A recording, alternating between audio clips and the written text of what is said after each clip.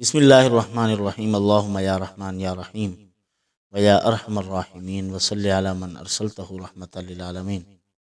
بزرگان محترم، برادران عزیز، دنیا میں جتنے دنیا میں لوگ رہ رہے ہیں ان کا تعلق اگر حضرت محمد الرسول اللہ صلی اللہ علیہ وسلم کی ذات اقدس کے ساتھ ہے، حضور کے امتی ہونے کا شرف ان کو حاصل ہے۔ ایک بات تو وہ اپنے دل میں بٹھا لیں اور طے کر لیں، اپنے لوح قلب پر، اپنے دل کی تختی پر لکھ لیں، بغیر توبہ اور استغفار کے مصائب سے نہیں نکل سکتے۔ اگر وہ چاہتے ہیں کہ ہم مصیبتوں سے نکل جائیں، مصیبتوں سے نکلنے کا ایک ہی راستہ ہے، نیکی اور تقوی اختیار کیا جائے اور گناہوں سے بچا جائے، اللہ کی رحمت کا مستحق بنا جائے۔ اپنے آپ کو مستحق کیسے بنائیں گے؟ اللہ کی رحمت سے مستحق بنیں گے، اور وہ کب آتی ہے؟ جب انسان گناہوں سے توبہ کرتا ہے، آسمانوں پر چراغاں ہوتا ہے، فرشتے اترتے ہیں اللہ کی رحمت کے، انسان کے حالات درست ہوتے ہیں، اور ایک ایک گناہ ہماری زندگی پر نحوست کا نزلہ گراتا ہے، اور اتنی نحوست پڑتی ہے گناہوں سے کہ انسان کے رزق میں برکت نہیں رہتی، زمینوں میں برکت نہیں رہتی، کاروبار میں برکت نہیں رہتی، اس کا بزنس بے برکت ہو جاتا ہے، سارا نظام اس کا منحوس ہو جاتا ہے، اور نیکی کی برکت ہوتی ہے وہ اس تک باقی نہیں رہتی۔ جیسے حدیث پاک میں ہے، جو آدمی نیکی کرتا ہے اس کی نیکی 7 نسلوں تک جو اللہ اس پر برکت اور رحمت نازل فرماتے ہیں چلتی رہتی ہے، وہ 7 نسلوں تک۔ اور جو برائی کرتے ہیں اور برائی میں آگے بڑھتے جاتے ہیں، جیسے قابیل، اس نے حضرت حابیل کو قتل کیا تھا، اس سے پہلے کتابوں میں لکھا ہوا ہے کوئی درخت کانٹے دار نہیں تھا اور سمندر کا پانی کڑوا نہیں تھا، روئے زمین پر کوئی خاردار جھاڑیاں نہیں تھی، اور سب میں مٹھاس ہی مٹھاس تھی ساری کائنات میں۔ جب اس نے حضرت حابیل کو قتل کیا تو سمندر کا پانی کڑوا ہو گیا، اور درختوں پر خاردار جھاڑیاں، کانٹے، یہ چیزیں ہونے لگی، اور دنیا میں گرد و غبار پیدا ہو گیا۔ یہ سب اس ایک قتل کی نحوست کی وجہ سے تھا، اور قیامت تک جتنے قتل ہوں گے، نبی پاک صلی اللہ علیہ وسلم نے فرمایا اول من قتل، سب سے پہلے قابیل نے حابیل کو قتل کیا ہے۔ قیامت تک جتنے قتل ہوں گے ان کا جرم یہ قابیل کو ہوگا، ان کے گناہوں کی نحوست اس پر بھی گرے گی، کیونکہ اس کام کی ابتدا اسی نے کی تھی۔ غلط کام کی ابتدا کرو گے تو پھر وہ جب تک وہ کام جاری رہے گا اس کا جرم اس کو ہوتا رہے گا، جس نے اول من سنتا، جس نے سب سے پہلے اس طریقے کو رائج کیا تھا۔ تو گناہوں سے بچنا چاہیے، اور ایسے گناہ جو متعدی ہیں، آگے بڑھتے رہتے ہیں، وہ گناہ انجام کے اعتبار سے بھیانک ہیں اور سخت ہیں۔ جو متعدی ہیں، میں نے گناہ کیا، آگے مجھے دیکھ کے کسی اور نے کیا، کسی اور نے کیا، یا ایسے میوزک چلا دیے کہ 4 گھر 5 گھروں تک آواز پہنچتی ہے، یہ متعدی مرد ہے۔ یا ایسا غلط کام شروع کیا، 4 5 10 لوگوں کو اور کو اس کام میں لگا دیا، یہ متعدی گناہ ہے، آگے بڑھ رہے ہیں، اور خود بھی مجرم ہو رہا ہے، جتنے لوگ کر رہے ہیں وہ سب مجرم، اور اس کو بھی ان کا گناہ ہو رہا ہے مفت میں۔ تو بہرحال اللہ پاک نے اپنے پیارے حبیب صلی اللہ علیہ وسلم کو دنیا میں بھیجا ہی اس لیے ہے، وما ارسلناک الا رحمۃ للعالمین۔ اگر میری رحمت تمہیں نظر نہیں آتی، صبح کا نکلتا ہوا سورج تمہیں نظر نہیں آتا، شام کو ڈوبتا ہوا سورج تمہیں نظر نہیں آتا، تمہارے قیام و نیام، تمہاری نیند کا نظام، سونے کا نظام، رات کا نظام، چاند کا نظام، ستاروں کا نظام تمہیں سمجھ میں نہیں آتا، تو یہ میں نے نری رحمت بھیج دی ہے۔ میرے محبوب کو دیکھو کہ کتنی مہربان ہے، بندوں پر، جانوروں پر، حیوانات، نباتات، جمادات، ساری مخلوق پر مہربان تھے حضور صلی اللہ علیہ وسلم۔ میں نے بھیجے ہیں، اس سے میری رحمت کا اندازہ لگا لو۔ وہ معصوم علی الخطا ہونے کے باوجود کتنی گناہ کرتے ہیں. اللہ تعالیٰ نے فرما دیا قرآن مجید میں لیغفر لک اللہ ما تقدم من ذنبک وما تأخر. محبوب میں نے آپ کے اگلے پچھلے گناہ معاف کر دیے، لیکن اس کے باوجود حضور صلی اللہ علیہ وسلم 70 مرتبہ 100 مرتبہ ایک مجلس میں استغفار کرتے تھے. تو یہ کیا تھا؟ امت کو تعلیم دینی تھی کہ استغفار کی عادت بناؤ. اور یاد رکھو، ایک آدمی اپنی زندگی کی ڈگر کو تبدیل کرنے کے لیے تیار نہیں، لیکن زبان سے توبہ توبہ استغفر اللہ کرتا رہتا ہے. زندگی کو تبدیل کرنے کے لیے تیار نہیں ہے. منہج اس نے کوئی مقرر نہیں کی ہوئی اپنی. ہمارے حضرت حکیم اختر صاحب رحمۃ اللہ علیہ فرمایا کرتے تھے، ارے استغفار بھی کرو، توبہ بھی کرو، لیکن آگے گناہوں اور معصیت کا ٹرالا جو تمہارا ٹرک کھڑا ہوا ہے وہ راستہ ہی نہیں دیتا رحمت کے ٹرک کو، تو وہ کہاں سے آئے گا؟ یہ ہٹے گا تو رحمت کا ٹرک آئے گا. پہلے اس گناہوں کے ٹرک کو چلتا کرو، اس کو توبہ کے ذریعے سے کو بھگاؤ، پھر راستہ دو رحمت کو، رحمت اللہ کی آئے گی. پھر برکتیں ہی برکتیں، رحمت ہی رحمت. استغفار پر چند ایک روایات احادیث پاک میں ہیں. اللہ تعالیٰ کیسے اپنے بندوں کا انتظار کرتے ہیں، اتنی مہربان ہیں. اس کے متعلق الترغیب والترہیب کتاب کے اندر حدیث پاک کی کتاب ہے، اس میں جو چند ایک احادیث ہیں وہ میں آپ کی خدمت میں پیش کرتا ہوں. ان اللہ عز وجل عن ابی موسیٰ رضی اللہ تعالی عنہ ان رسول اللہ صلی اللہ علیہ وسلم، حضرت ابو موسیٰ رضی اللہ تعالی عنہ فرماتے ہیں، رسول اللہ صلی اللہ علیہ وسلم سے روایت کرتے ہیں، ان اللہ عز وجل یبسط یدہ باللیل لیتوب مسیء النہار. دن کو گناہ کرنے والوں کے لیے اللہ رب العزت رات کو اپنے ہاتھ پھیلا دیتے ہیں. خود اللہ پاک اپنے ہاتھ پھیلا رہے ہیں. وَيَبْسُطُ يَدَهُ بِالنَّهَارِ لِيَتُوبَ مُسِيءُ اللَّيْلِ. فرمایا کہ رات کے گناہ کرنے والوں کے لیے اللہ پاک دن کو اپنے ہاتھ پھیلا دیتے ہیں. حَتَّى تَطْلُعَ الشَّمْسُ من مغربها. یہ ہاتھ کب تک پھیلے رہیں گے؟ کب تک اللہ کی رحمت ہمارے سروں پر سایہ کیے رہے گی؟ فرمایا حتیٰ کہ سورج مغرب سے طلوع ہو. جب تک سورج مغرب سے طلوع نہیں ہوگا اس وقت تک اللہ نے اپنے ہاتھ پھیلائے ہوئے ہیں. اللہ کی رحمت منتظر ہے. اللہ پاک اپنے بندوں کی بخشش کے لیے تیار ہیں. آ جاؤ میرے بندو، اللہ پاک فرماتے ہیں میں صلح کرنا چاہتا ہوں تمہارے ساتھ.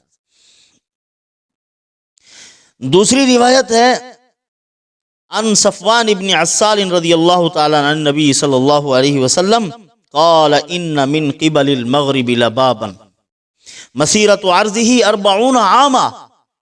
فرمایا کہ مغرب کی طرف ایک دروازہ ہے جس کی مسافت 40 سال او 70 سنتن یا 70 سال ہے. 70 سال آدمی چلتا رہے تب جا کے وہ دروازہ ختم ہوگا.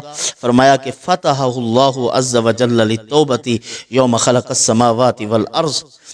اللہ رب العزت نے جب سے آسمان و زمین کو پیدا فرمایا ہے وہ دروازہ اللہ نے اپنے بندوں کی توبہ اور استغفار کے لیے کھول رکھا ہے. فلا یغلقہ حتی تطلع الشمس منہ. فرمایا کہ اللہ تعالیٰ اس کو بند نہیں کریں گے یہاں تک کہ سورج مغرب سے طلوع ہونے لگے، پھر توبہ کا دروازہ بند ہو جائے گا. اتنی بڑا دروازہ، یعنی کیا مطلب ہے؟ اللہ تعالیٰ فرماتے ہیں میری رحمت اتنی وسیع ہے، میری بارگاہ میں اتنی وسعت ہے کہ جو 70 سال کی مسافت آدمی چلتا رہے تو جا کے وہ دروازہ ختم ہوگا. کتنے بندے روزانہ ہر وقت اس کے اندر سے داخل ہو سکتے ہیں؟ اللہ تعالیٰ فرماتے ہیں میں سب کو معاف کر سکتا ہوں، مجھے کوئی پرواہ نہیں ہے. فلا ابالی. تو اسی طرح اور روایت ہے لو اخطأتم حتی تبلغ السماء. اگر تم گناہ کرو اور گناہوں کو آسمان تک پہنچا دو، زمین سے لے کر آسمان تک تمہارے گناہ پہنچ جائیں، ثم تبتم لتاب اللہ علیکم. پھر تمہیں احساس پیدا ہو جائے، اپنے ضمیر کی عدالت میں کھڑے ہو کر اپنے مہربان رب کو پہچان چکے ہو، تو پھر آ جاؤ، میں آسمان تک لگے ڈھیروں کو اللہ پاک فرماتے ہیں ایک اشارے سے معاف کر دوں گا. جاؤ، اللہ تعالیٰ بخشش فرما دیں گے. تو کیوں نہ ایسے مہربان رب کی بارگاہ میں ہم پہنچیں اور اللہ تعالیٰ سے معافی مانگیں. آگے ایک روایت ہے حضرت ابو ہریرہ رضی اللہ تعالیٰ عنہ کی 1575 حدیث پاک ہے.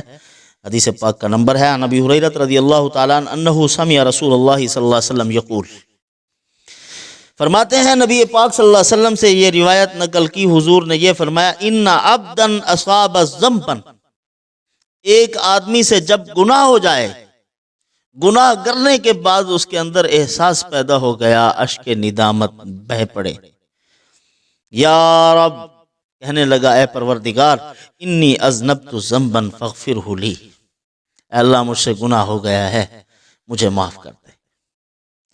فاغفرہ لی، فقال لہ ربہ، اللہ پاک فرماتے ہیں، علم عبدی ان لہ ربا، میرے بندہ پہچان گیا، اس کو سمجھ آ گئی، یہ جان گیا کہ میں اس کا رب ہوں، اور یغفر الذنب ویأخذ بہ، میں اس کا گناہ معاف کر سکتا ہوں اور میں ہی اس کا مواخذہ کر سکتا ہوں، میں ہی اس کو پکڑ سکتا ہوں۔ جب یہ بات اس کو سمجھ میں آ گئی، اللہ پاک فرماتے ہیں فغفر لہ، میں نے اس کو معاف کر دیا ہے۔ ثم مکث، ماشاء اللہ، جب تک اللہ چاہتے ہیں پھر گناہ سے رکا رہتا ہے، گناہ سے باز آ جاتا ہے۔ ثم اصاب ذنبا آخر، پھر دوبارہ اس سے وہی گناہ ہو جاتا ہے۔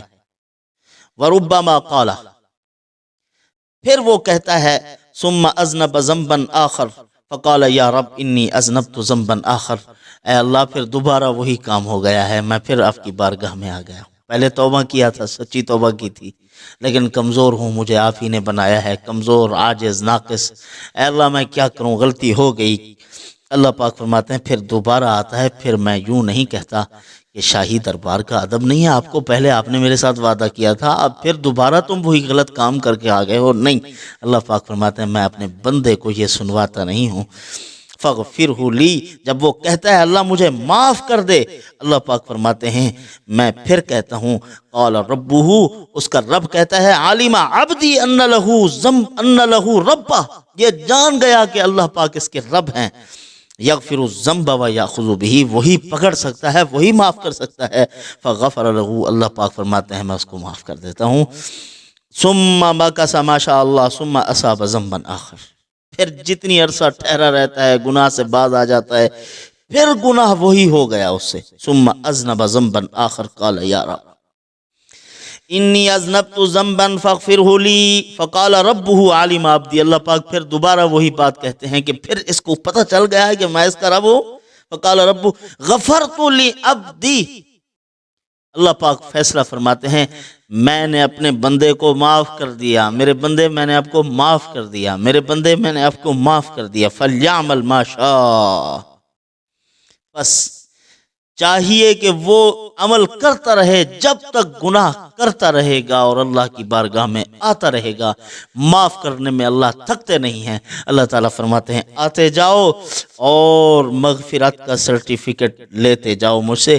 ان المؤمن اذا اذنب ذنبا كانت نقطة سوداء في قلبه، فرمایا کہ بندہ جب گناہ کرتا ہے اس کے دل پر سیاہ نقطہ لگ جاتا ہے، جب سیاہ نقطہ لگتا ہے فإن تاب ونزع، توبہ کرتا ہے، گناہ سے باز آ جاتا ہے، واستغفر، استغفار کرتا ہے، سقیل منہا، اللہ پاک فرماتے ہیں وہ نقطہ اس سے مٹا دیا جاتا ہے، اس کا دل صاف ہو جاتا ہے استغفار سے، ذکر سے۔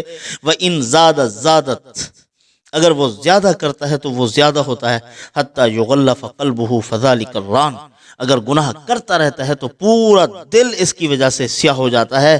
الذی ذکر اللہ فی کتابہ کلا بران علی قلوبہم ما کانوا یکسبون، قرآن مجید میں اللہ پاک نے فرمایا ہے کلا، ہرگز نہیں، اس کے دل پر زنگ چڑھ گئی ہے، ان کے دل زنگ آلود ہو چکے ہیں، لیکن جب وہ استغفار کرتے ہیں ان کے دل بھی صاف ہو جاتے ہیں، چہرے بھی چمک اٹھتے ہیں، اور ان کے اس استغفار کی برکت سے اللہ تعالیٰ فرماتے ہیں تم سے گناہوں کا بوجھ ہم نے ہٹا دیا ہے، تمہارا رزق ہم نے آسان کر دیا، تمہاری زندگی ہم نے آسان کر دی ہے، تمہاری زندگی کے تمام معاملات ہم نے آسان کر دیے، ہم نے تمہارے ڈیرے آباد کر دیے ہیں، گھر آباد کر دیے ہیں، ہمارا فیصلہ ہے کہ ہم تمہاری نسلوں کو بھی آباد فرما دیں گے تا قیام قیامت۔ قیامت تک جو بھی تمہاری نسلیں آئیں گی استغفار پر توبہ پر برقرار رہیں گی، اللہ تعالیٰ فرماتے ہیں یہ کم ظرفیاں ہماری بارگاہ میں نہیں ہیں، جب بھی ہمارے بندے آتے ہیں تو ہم ان کو معاف کرنے کے لیے پہلے سے تیار ہوتے ہیں۔ تو عزیز دوستو، استغفار کی عادت بنائیے، اللہ تعالیٰ سے معافی مانگیں، ہر وقت استغفار کرتے رہیں۔ جب ہم استغفار کرتے رہیں گے تو استغفار کی برکت سے گناہ بھی معاف ہوتے رہیں گے، اور آپ نے سنا ہے حدیث پاک میں پہلے بیان کر چکا ہوں کہ اللہ تعالی ہر تنگی سے نکلنے کے لیے راستہ پیدا فرمائیں گے، ہر مصیبت دور ہو جائے گی، کوئی پریشانی نہیں رہے گی زندگی میں اگر استغفار کی عادت ہوئی تو روزانہ استغفار کیجئے، چلتے پھرتے استغفار کیجئے۔ بڑا استغفار نہیں آتا، اغفر لی اللہم اغفر لی اللہم اغفر لی تو آتا ہے نا کہ اے اللہ مجھے معاف کر دے، مجھے معاف کر دے، اللہم اغفر لی ولی والدی، اللہ ولی والدی، اے اللہ مجھے اور میرے ماں باپ کو معاف کر دے، اے اللہ میرے خاندان کو معاف کر دے۔ ان کے لیے استغفار کرتا رہے گا تو اللہ تعالیٰ بخشش فرماتے رہیں گے، اور جو استغفار کی عادت بناتا ہے اور خصوصاً درود شریف جو پڑھتا ہے، فرمایا کہ ان کے لیے اللہ تعالیٰ کے فرشتے استغفار کرتے ہیں کہ اللہ ان کے گناہ معاف کر دے۔ درود شریف کی عادت بناؤ۔ بہرحال انشاءاللہ ہم نیکسٹ ٹائم آپ کو درود شریف کے فضائل بھی آپ کے سامنے بیان کریں گے۔ وما علینا الا